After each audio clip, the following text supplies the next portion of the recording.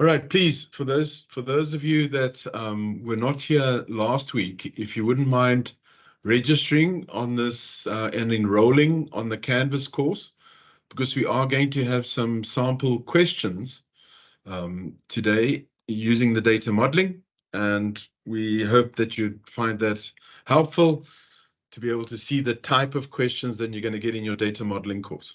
Okay. All right, so please, any of you would like to connect now and enroll? Is there anyone who'd like to join quickly? Do I need to just leave the 3D or the QR code up? Everyone enrolled? Okay.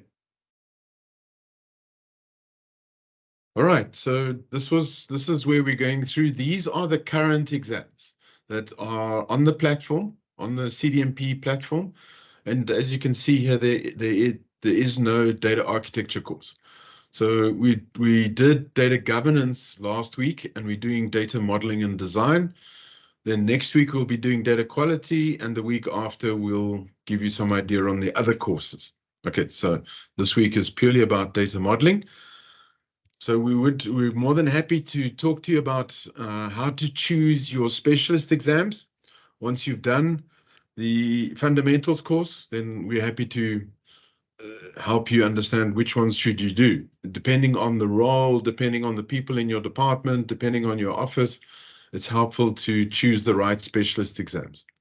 And then what we're trying to do here is explain to you the structure of the specialist exams, and then also helping you to recognize the question level. So is it a practitioner question that is from the DMBOK? Is it an associate question that links to other areas of the DMBOK? And then is it a master question, which basically comes from experience and industry work?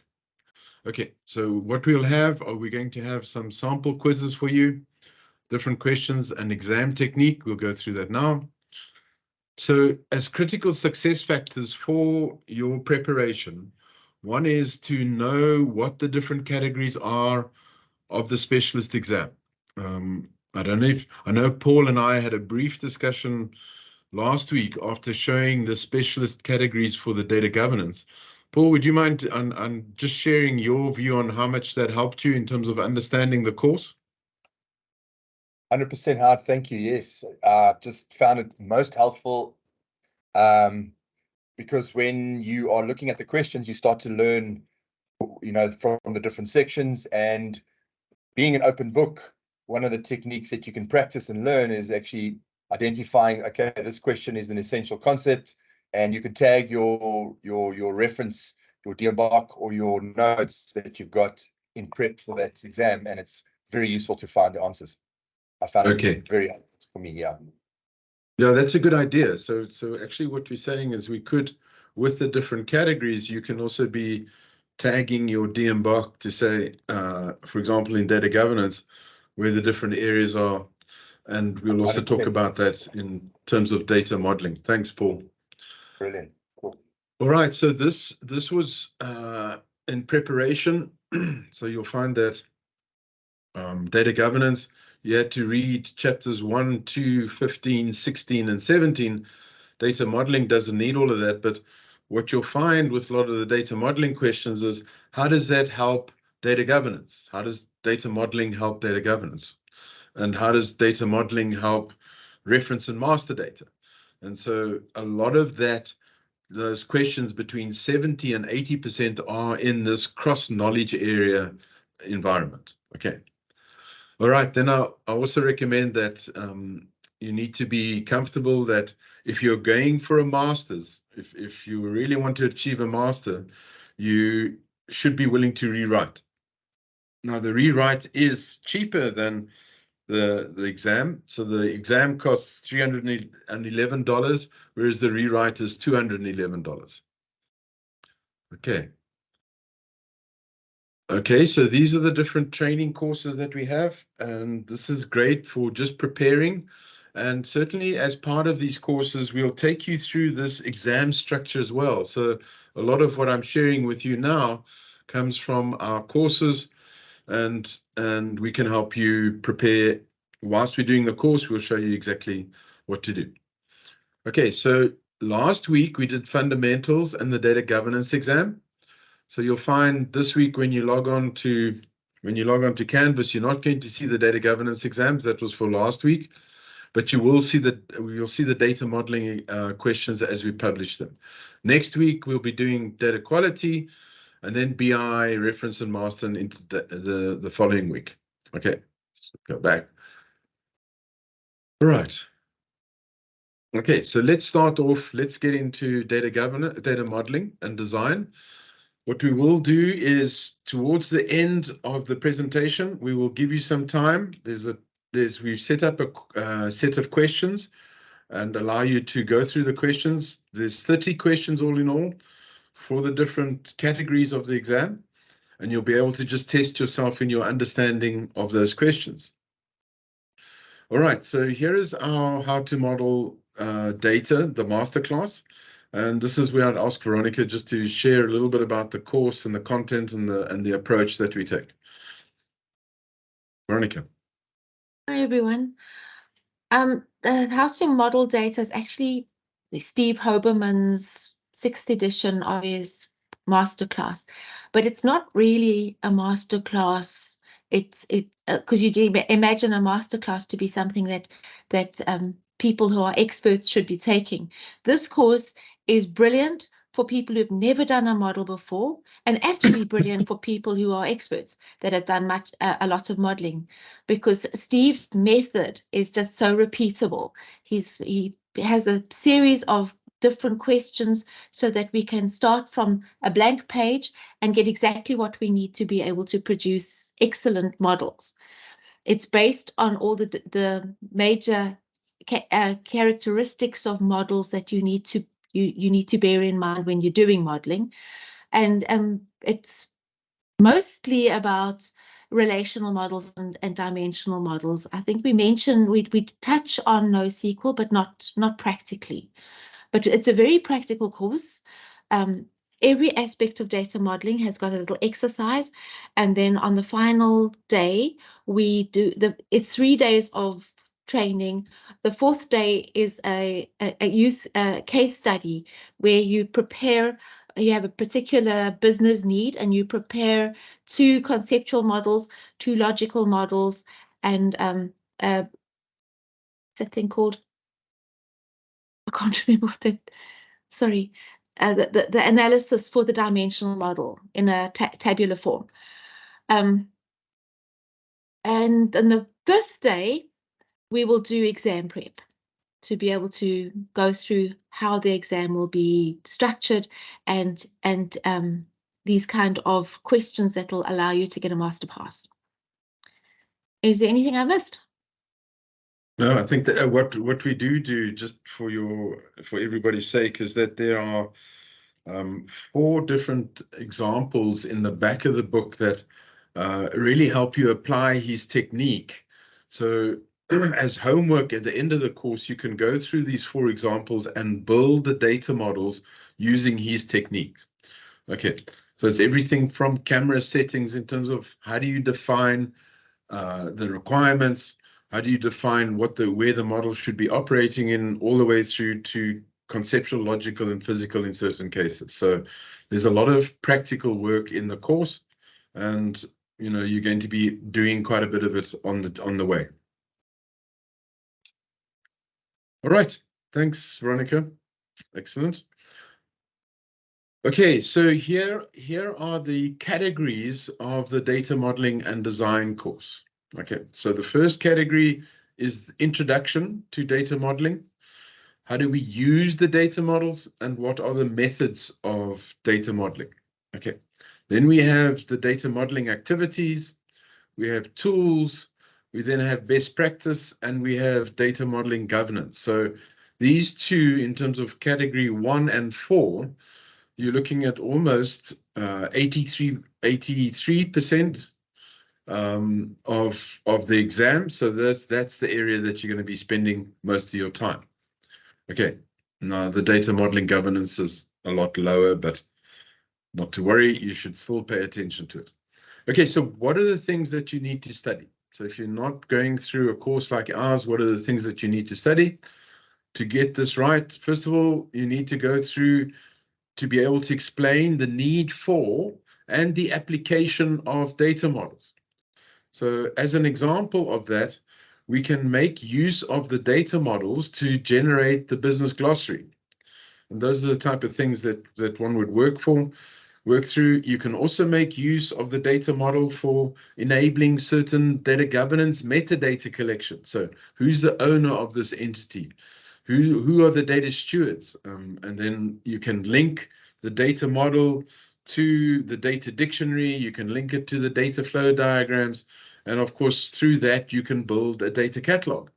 So there are ways of creating the data catalog from the connection of the data model to the data dictionary.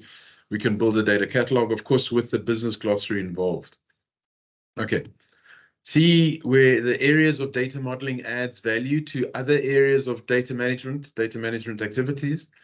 Understand the critical role of data models in master data and data governance.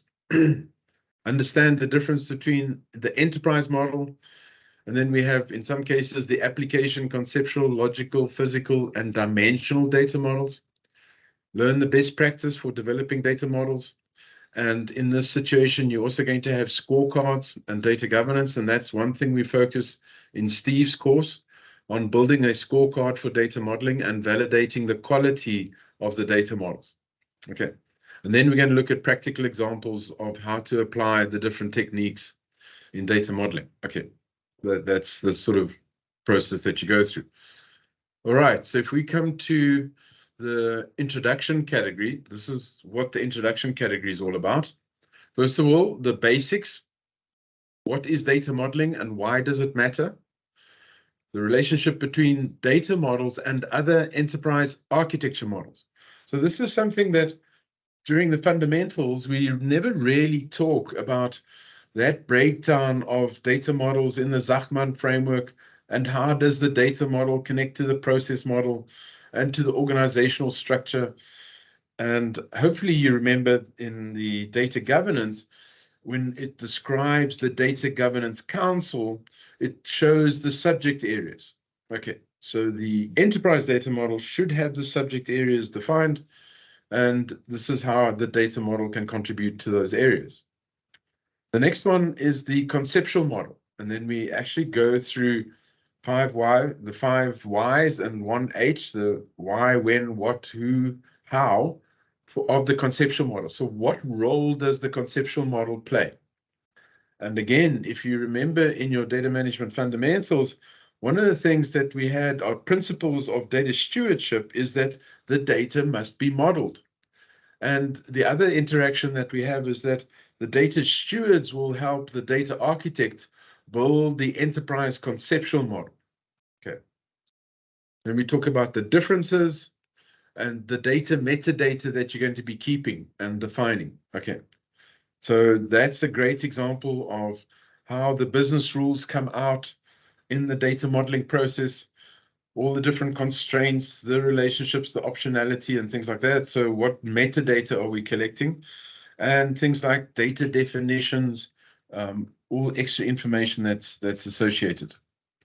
And when you reverse engineer your database, let's say you don't have a physical, logical, and conceptual, you can actually reverse engineer your database into a data modeling tool like Owen. And then from there, automatically constructs your physical model, and it has a direct link to the actual database, the instance of it, and it can generate your DDLs. And so there's lots of benefit that you get out of reverse engineering databases if you don't have your data models.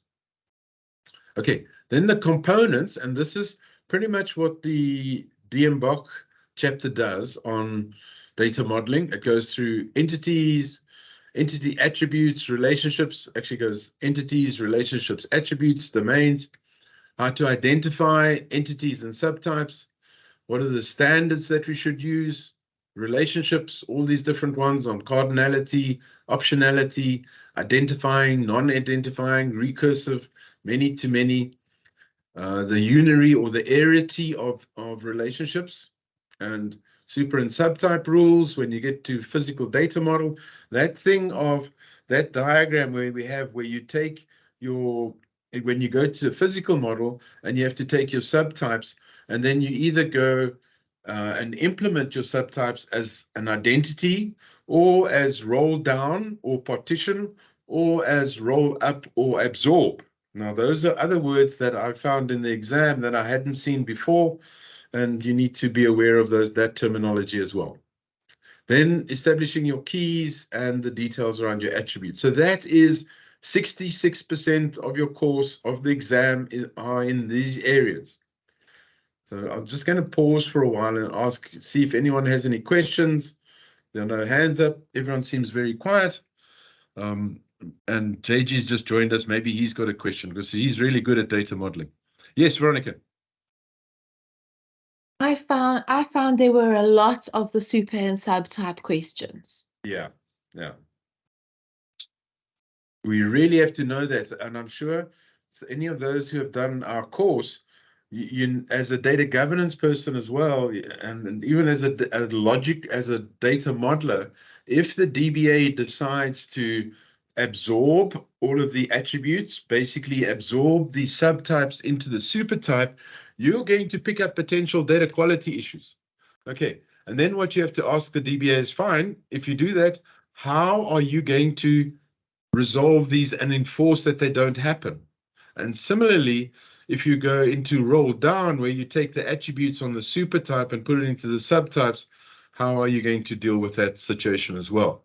So there's lots of questions that we need to ask. Similarly, when we do that denormalization, okay, so if you denormalize to second normal form or anything like that, it's a case of, okay, I understand that you're going to do that, but what technique are you using for denormalization? And Veronica, I'm sure you remember in the Hoberman course, they actually go through several approaches of denormalization, things that we never thought about. And this is the physical implementation. And that's quite a challenging set of questions on the physical implementation of data models. Veronica, did you want to say something? I just wanted to mention he calls something FOOBs. Yes. Yeah.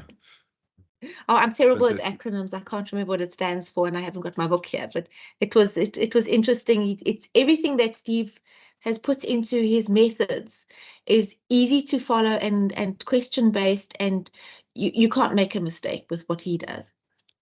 I think the FOOBs was fold up. Oh, right. Okay. Fold up. Oh, I can't remember the other one, so I'm sure you'll go through that. Okay, so the next step, the next category, yes, JG, I saw a comment there. JG, have you got any comments there for us? FOOBAR. Oh, okay. Data modeling of subtypes. Nasty. Activities. So now we need to learn on how to create the data models and then use the data models. Okay, so this is something we have. We have a technique, or Steve Hoberman introduced this technique, which they call camera settings. And you're trying to have an understanding of what are the important criteria for this data model. Are we looking to be concrete, abstract? And that has a massive impact on the direction of the data model. So how do we get started? How do we position the data model? What is the core information that we need? A step-by-step implementation approach, very helpful if you're part of building policies and procedures for data modeling. Steve Hoberman takes us through that as well, the different eliciting of requirements, defining the requirements, refining the requirements, asking new questions, getting sign-off. And this is the way we go through it. Then we've also got creating data models, and we've got top-down, bottom-up, and middle-out. Can anyone tell me what middle-out means, other than Veronica? Who knows what middle out? I'm sure you've all heard of top down and bottom up. And I see Alan Roberheim is in here, and I was wondering if he knows how to do middle out data modeling. No, not at this stage. The only middle out I know is around my waistline, but that's not pertinent. Okay. So there is a question in the exam, and I'll tell you the answer at the end of the exam, end of the questions. Okay, so there's some questions here. Sometimes business gets confused between data model and the lineage of the data, how to explain those. Rupal, that's actually a lovely question. And what I like to do is talk about a horizontal data lineage. Okay, so this is how the data moves, the data flow, or the data journey. And then I talk about a vertical data lineage, which goes instance in the database, then it goes to a physical data model, a logical data model, and a conceptual model, a subject area, and a business glossary. So it's always good to have examples, and I'm sure I've got some images somewhere, and that's the way you explain it to the business. Now, every single step along the data flow diagram, and especially if you use the DFD level 0, where the data comes to rest, you should have a corresponding vertical hierarchy going up the data model, physical, logical, conceptual. That's important. Okay. What would you suggest to read on data modeling? I found it confusing. So the two important books to read is Business, as Veronica's got the list. It's Simple Business Modeling Made Simple. And that was by Steve Hoberman and Chris Bradley. They are the ones that put that book together, and a lot of it comes out of that. So that's a great book to read. But Eka, I know we have a reference of the books that you should read. Steve Hoberman gave us some of those books. Okay. Please remember, this is important. The DMBOK, every single specialist exam, please go through those fundamental questions, the 321 fundamental questions, and make sure you know them before you do the specialist exam. Please don't forget that. Refresh the areas of data modeling, data architecture, data governance that it crosses over to ensure that you understand that. Even this morning, when we were doing reference data and master data, we say, how do we implement reference data tables? Well, that's by applying foreign keys from the table into the reference data set. Okay. Data modeling made simple. And then I think there's something to do with the business one as well, Veronica, if you wouldn't mind. I think you've also got a Google link with all of the books that you can read. Okay, so the activities, here we go. The first one, creating data model. We've been through that. Then using data models, using the model to communicate with business people. Wow, this one is amazing.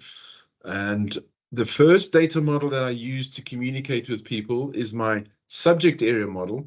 And I use that in the data strategy. Okay, so we first of all say this is the data estate of the organization. These are all the elements. And for every single, when we're doing our SWOT analysis of the business's use of the data, we do it by subject area. And what an amazing thing is if you've got a well-defined, nice visual understanding of your subject area model, it helps them tremendously.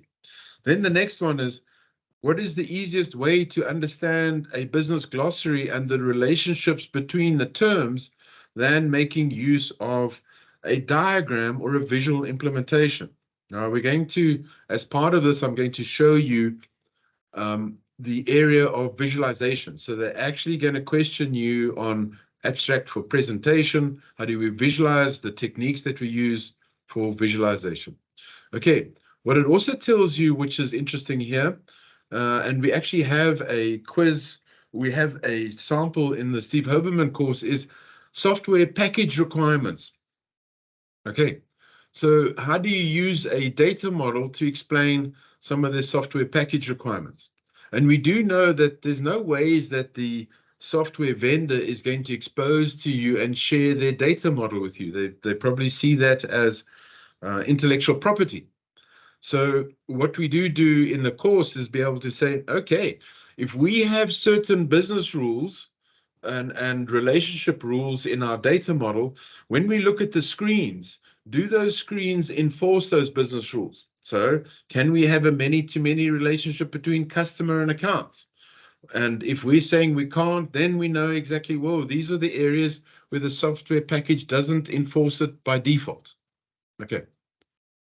All right, the other area is understanding the role played by data models in all of the data management knowledge areas, not just the DBMS design.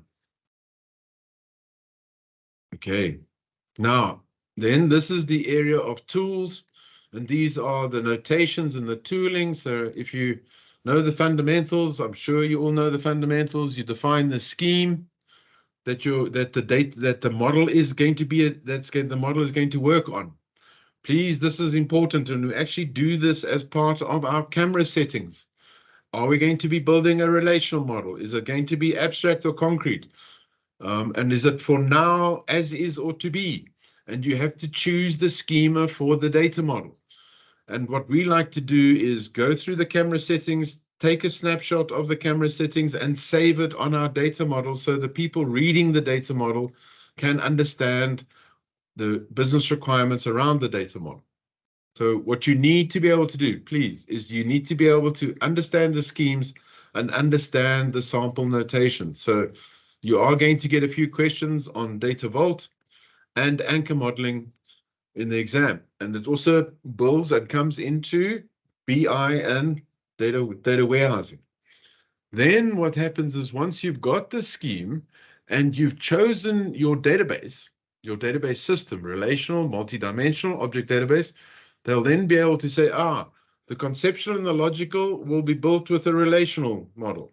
And then, for example, NoSQL, if you're going to a object or a document database, you'll do your physical for that, whichever database, JSON, MongoDB, whatever database you're dealing with, then you'll get the physical data model. Okay.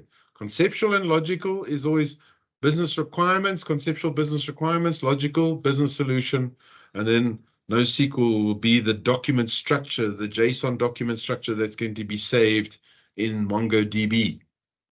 Okay. Then we've also got these other notations. This is choosing the right notation at the different levels. Object-oriented, can you see you've got operations, and then we've got fully communicated oriented modeling, which is case talk and fact modeling, and then we've got ORM modeling, object role modeling. Okay. All right. Please put up your hands if you've got any questions. I'm happy to stop and we can go through that. Okay, now best practices. So remember, introduction, important, and then best practices. So this is the next area that you're going to be asking lots of questions on. First of all, normalization, levels 1 to 3. So typically we find asking lots of questions about the normalization. Remember the key, the whole key, and nothing but the key.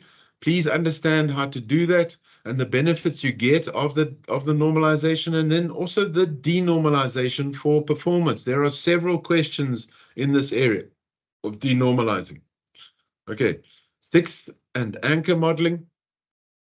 And as an example, one of the things that we'd recommend is that instead of denormalizing, one can build views to allow people to access the data rather than going through a denormalized structure. So there are always different options, and you need to be able to apply them. So the 3 main topics in best practice: normalization, data model scorecard and training, layout, presenting, and communicating. Okay, so we spoke about the Hoberman scorecard. Then we have layouts, techniques, and then also abstraction for presentation. Okay, so let's just quickly go to layout techniques. These are the pillars of visualization. What is interesting is a lot of the pillars for visualization apply as much as they do to building visualizations on BI reports, and then also creating a diagram design. So it's all about, if this picture says 1,000 words, how do we present it in a way that people can see it? Now, if the person is so busy trying to decode what the model or the diagram is saying, then they're battling to understand. Okay, so if we give a diagram to a person and they can't decode it, then they're not going to be able to understand it. So how do we go through what are the important points on visualization? Okay, why am I doing this visualization? Remember, if you've got Irwin or whichever data modeling tool, you can have many diagrams, not just one diagram, you can have many diagrams. Why am I doing this visualization? Am I creating a data subject area? Then please don't show, you want to show the high level packages that you're dealing with and not so much the relationships. You don't want to show relationships at that point in time. Who is it for?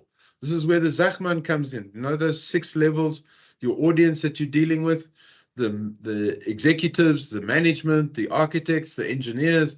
What view am I focusing on? What do the people need to understand? What actions do you need to enable from this diagram? How will it be consumed? Are we going to go into PDF or whatever it is? And then what's the most important takeaway? If I'm trying to get sign off of this data model, how do we present it? Okay.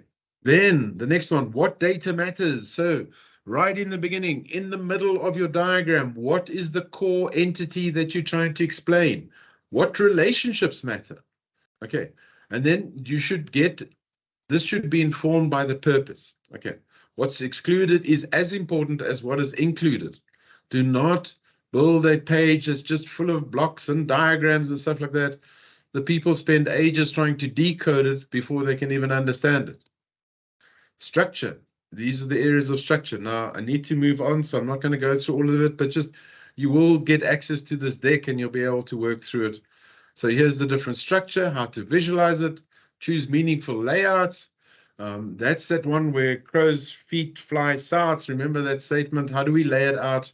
How do we structure it? Formatting. Okay, what relationships are important? What is important to visualize? And then we've got this diagramming design principle. Remember, that's the responsibility of the data architect. They need to define these diagramming standards. How do we do it? These are the different principles that you've got. This is what they look like. Emphasize the one that's important. Use color. Use contrast. Use different sizes. Use movement, the flow of the lines. What direction do the lines go in? And then balance. Typically, you're looking for a symmetrical balance around the center line, but you can get away with, in some cases, asymmetrical. And then we've got repetition, where you can actually, in some cases, you can repeat the class. So it can be used in a smaller area down the bottom just to show some relationships between the entities lower down, and then, of course, proportion. Okay, emphasis, there's some details. So this is out of the DMBOK, page 15 and 16 of the summary notes, section 4.2. And these are the rules that the data architect needs to define. Please don't underestimate the effort and time that you need to put into these so that people don't waste the time trying to understand your document. Here are some guidelines. Make sure you understand those. As an example, just a quick example, these are crossing lines. Can you see the crossing lines? And it's much better to show that hub, that jump over between C and D, so you can see who's related to who. And then again, if we have this situation of just having the entities in a haphazard format, you want to be able to lay it out in appropriate format and then almost have lines that go in the right direction. Now, I don't know if any of you have been in our course where we talk about reading the data model. So each author must have one or more titles. Each title must be written by, or may be written by 0 or many authors. And what you do is you actually read the data model in a clockwise approach. So the same way, as you must understand, when I'm reading it in clockwise, then I must present it in clockwise. What are the important elements that we are dealing with? Okay, then also remember, as the data model is building the data model, they're going to come up with some questions. They don't really understand all the answers. They don't have all the answers, so they should be putting it on the slide, putting it on the presentation. What about this? What about that? And Steve Hoberman actually points out in certain cases where a data model, the semantics and the images on a data model cannot deal with things like temporal data, and you need to be able to add your own indicator like a clock or something like that where you want temporal information stored. Okay, sorry, that's data quality. I need to go back. That's for next week. Okay, and then we have abstract for presentation. Now, Abstract for presentation is that almost that reverse engineering, where we have so much information in the database. Then we go into our physical model, lots and lots. Then we have logical, where we start taking a lot of the indexes and things like that off, and we just look at the business attributes. And from the index, from the logical model, we go to the conceptual model, and then we're just looking at entities and their relationships without all the normalization you can add, many to many, just to improve the readability and the simplicity of the model. So in some cases, that association table may not make sense. In some cases, it does. And that's what normalization teaches us. As we normalize, we get more entities that they are somewhere, and we need to be able to deal with it. Okay, data modeling governance. Okay, important. Maturity assessment. How do we assess the maturity of a data modeling practice? Integration into the SDLC. How do we deal with those different iterative cycles of data modeling procedures or SIPOCs, and then the data model scorecard? These are the things and how we manage our data models. Okay, I'm just showing you some diagrams here in terms of data modeling. How do we enable these core business considerations? These are the questions. What is the data that we need to run our business? Subject area model. Do we agree what it means, the definitions, and the link to the glossary? How do we know where it is? So when we connect our physical model, our conceptual model to the physical data dictionary, we know we can have that vertical lineage where it comes down. Have we got the accountabilities with the right skills? Is the data fit for purpose? Do we have all the information that we need? Okay, and here's just some examples of what is the data that we need to run our business, what business processes are we linked to, what choice of governance, appropriate data models, how do we facilitate these different areas, glossary, business process, physical data models, accountability, the type of people that we need. Is the data fit for purpose by subject area? And then we're also getting our PII and SPI. And this is what I wanted to show you. Some really nice facilities in IDERA that actually help you add things like what is the master data class, the business value, the master hierarchy, volatility, data, the quality steward, the data owner. And so all of this stuff is coming together in the data model, and people can see governance type of information in the data model. Very helpful. Okay, so this is what we refer to as the business data model used for governance. Okay, linkages, everything relies on data, and everything should be explained using our data models. So we're connecting everything to business objectives. What are the business objectives? What are the terms? What are the definitions? Everything uses language and rules of the data model, so we need to be in line with all of those different areas. Okay, so this is also our link between our data model and our process model. Remember Zachman, as we come down those levels of audiences, and I think I've got a diagram here, different, sorry, I don't have. So as we're coming down, the very top model in the what column of Zachman, the very first one for executives is the subject area model.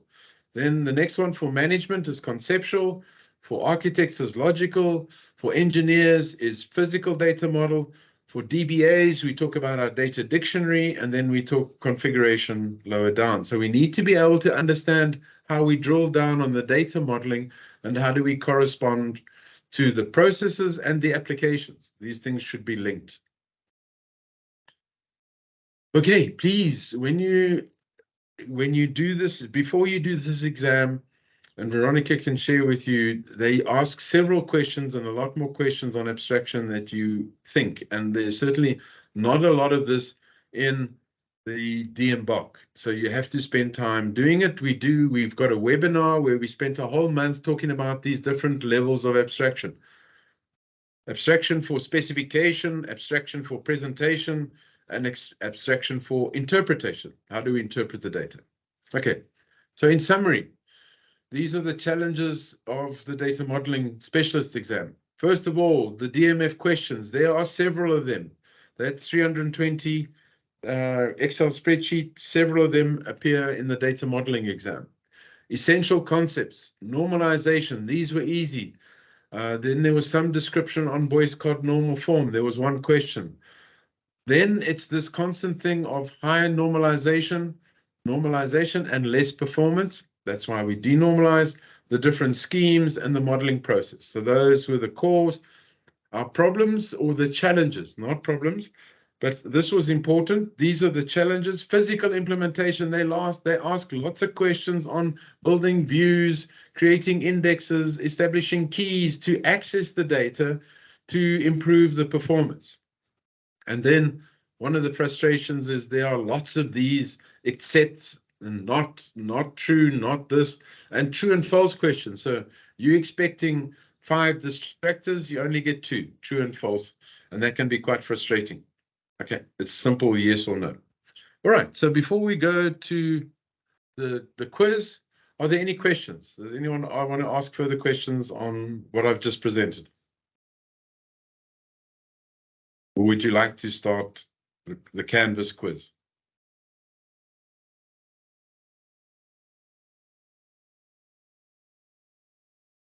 Okay. No questions. Does that mean we're ready to do the quiz? Right, fantastic. So this is the quiz. I'm going to publish this now. We've got two quizzes. One is the 65 points. If you really want to go all out, you can do that. I would recommend this 30.1. Okay, there's 30 points and it's done in 10 minutes.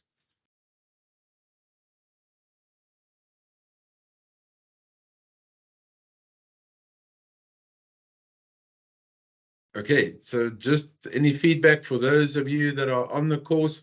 Paul, won't you just give me some feedback? Can you see the quizzes? Yeah, got data modeling master level, 30 questions. I am also Okay, also got the fantastic. master level specialist 31, and I've got DG speed dating, but that's cool. I just need to do the top one. Cool. Okay, fantastic. All right, everyone. So love to see how you do, and then would love to get your feedback on the questions, maybe some observations in that as you go through the questions. So we've got 10 minutes now. So if you'd like to do that, that would be fantastic. If you don't, we can talk about it, or you can enjoy your weekend.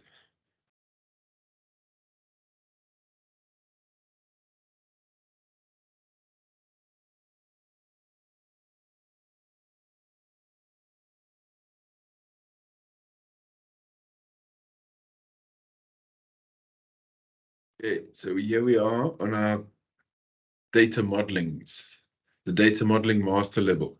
Seems like we've got Won't quite you a put few up people. the QR code, The QR code. Okay, please? sorry. Some Okay, there might we not are. have thought it in the beginning. Yeah. Here we go.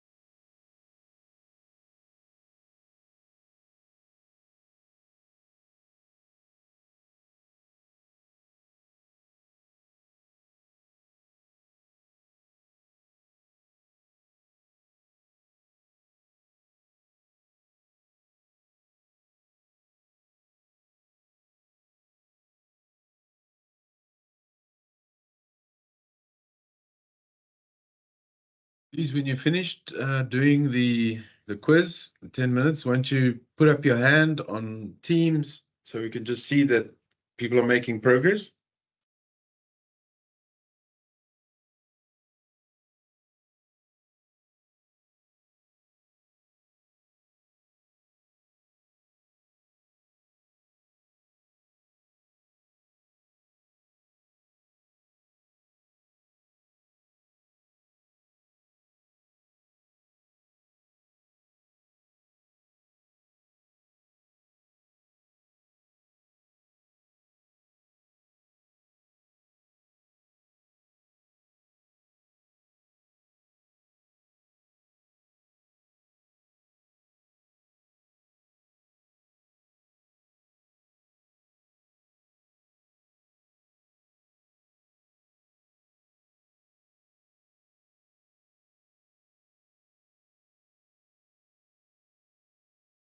Congratulations, Naresh. Well done, Paul. How did you guys find the exam? What did you think of it? Just in speed, the twisty relationships. Mohammed, nice. Well done. Congratulations, 24. Can anyone beat Mr. Bolton? Yes, Naresh, it's fantastic to go through a refresh. Well done. 27, fantastic. How are we doing?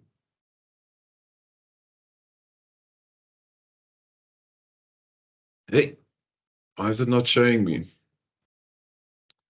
Oh, I need to order it, that's why. Sort by, grade from high to low. There we go. Okay, 27, 25, 24, 18. All right, so remember what we say about testing. Please don't get embarrassed or don't get worried about the fact that you don't know the answers.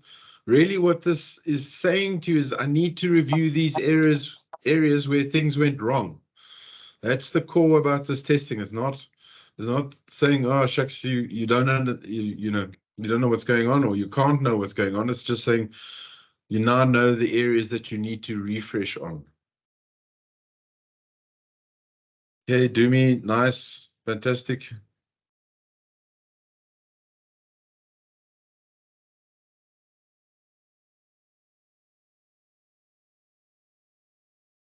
Would anyone like to comment? Are there any comments from you about the exam? Does it help you?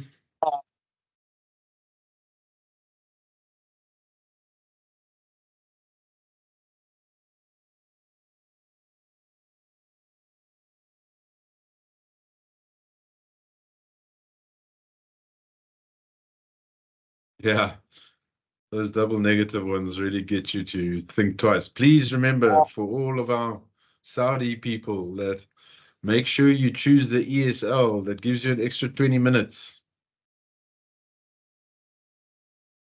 Nice, Mohammed. Good to see you on the fundamentals.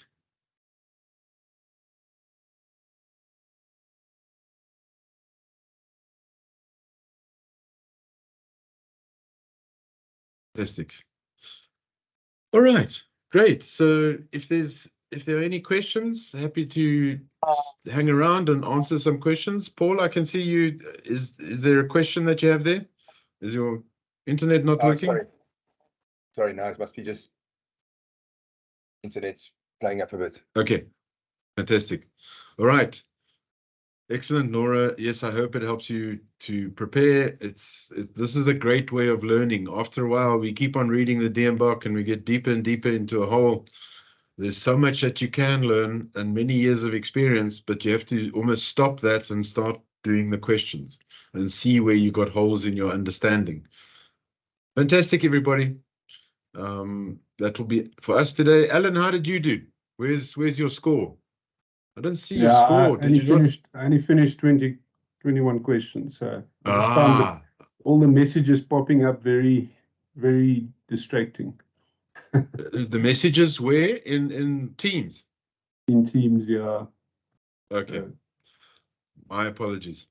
No, it's not your fault. Okay, great. Thanks, everybody. Have a wonderful weekend for those in Saudi, or have a lovely Friday and Thursday night. Cheers. Thank you. Cheers. And us in Dubai as well. Dubai is also there on the side. Fantastic. Lovely to have you. Thank you. Thank you. So how wet did